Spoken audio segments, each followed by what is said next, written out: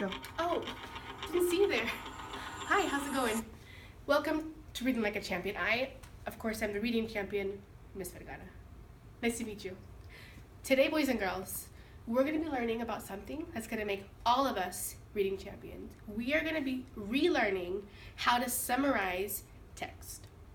Now, you might be asking yourself, Miss Vergara, what does a summary question look like? Well, this is what a summary question looks like. And the first thing that I have to do as a champion reader is I have to figure out what genre the text is in order to figure out how I'm going to summarize it. And I know that I mainly have two genres of text. I have literary text and I have informational text. I'm going to go back to my story and I'm going to figure out, I'm just going to go to any page and I'm going to see if I can figure out what genre this is. Right away I notice that it has really small, short paragraphs. I also notice that I have characters. I'm talking about a prince, I'm talking about a peasant, I'm talking about a merchant, and I also see a lot of dialogue. And dialogue is when characters are speaking. So because we have characters, because they're speaking to each other, right away that tells me that this is literary text. And I'm not going to be summarizing informational text today. I know, boys and girls, as a champion reader, that when I read literary text, I'm going to highlight the last sentence of each summary. You might ask yourself, Ms. Vergara, why do I highlight the last sentence? Well, let me tell you why. We highlight the last sentence of each summary because each summary should be in order, beginning, middle, and end. And what they normally do, boys and girls, to try to trick us, is they make the beginning and middle, the beginning of each summary, pretty much the same. As you read through these, you're going to notice how similar they are at the beginning. So what we're going to do, what they don't know that we know, we're going to go to the end and we're going to focus on that last piece.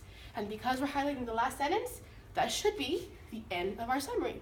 So what I'm going to do now, my next step, is I'm going to highlight the last sentence of each summary because this is literary text. Highlighting the last sentence. Highlighting the last sentence. This is the last sentence. There we go. The last sentence. Next, I'm going to write BME next to each answer choice. That is my next step. This is going to help me later when I'm trying to figure out if these really are in order. I need to have this here to help me. This is going to be my best friend. So what's really going to get me to be that reading champion. Now that I've set it all up, my next step is to read each one of these sentences that I've highlighted and to really figure out, did it happen at the end? That's my next step I have to read. So what I'm going to do now is I'm going to read the first sentence. The prince listens to both the peasant and the merchant. I'm going to go back to my story because as a reader, I need to always go back to my text. When did this happen? When did this happen in the story?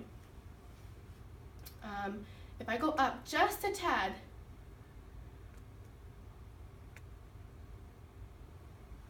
I know in paragraph 11, this is toward the middle of the story, it says that the merchant told his side of the story and the peasant told his. So if I go to my summary, this sentence is actually happening in the middle of the story. Boys and girls, I cannot have a summary that ends in the middle. Does not have an ending. Right away I know this is wrong. I'm not going to waste any more of my time on A. Let's go to B. The prince uses the merchant's statement against him to reward the peasant. Okay, did it happen at the beginning? Happen in the middle? Did it happen at the end? I really hope it happened in the end because that's going to be my right answer. So what I'm going to do now is I'm going to go back to my story and I'm going to go down just a tad.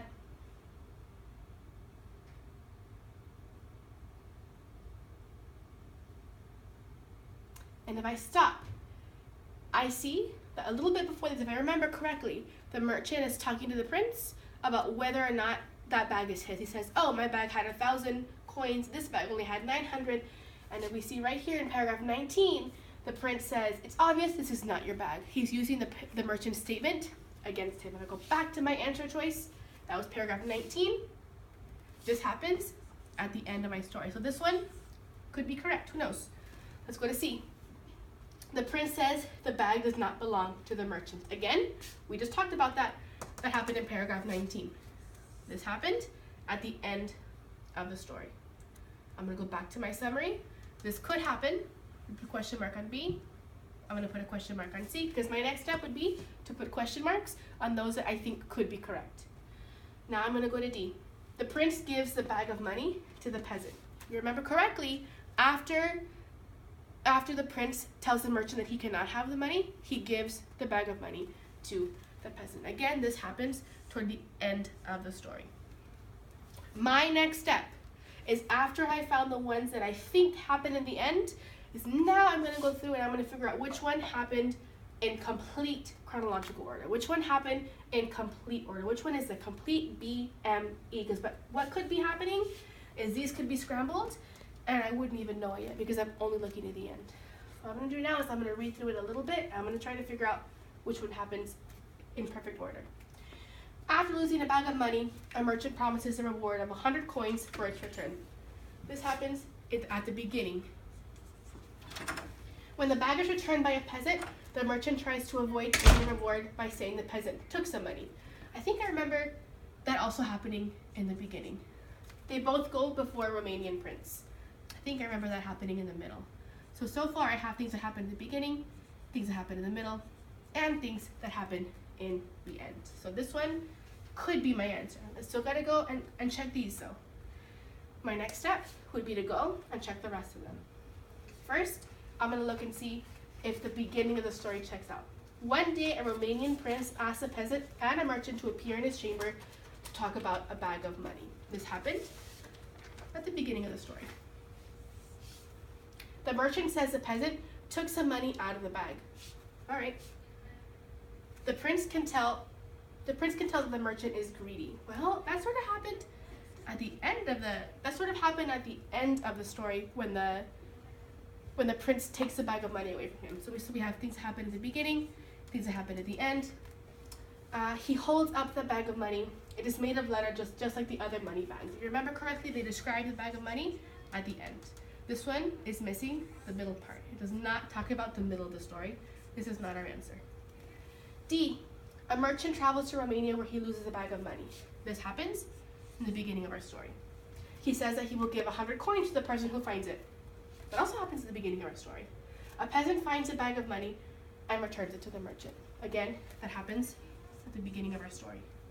The merchant tells the peasant that the bag is missing the reward money. Again, that happens at the beginning. The peasant says that he did not take the money out of the bag. Still from the beginning of the story. And the prince gives the bag of money to the peasant. It skips all the way to the end. Does not mention what happens in the middle at all.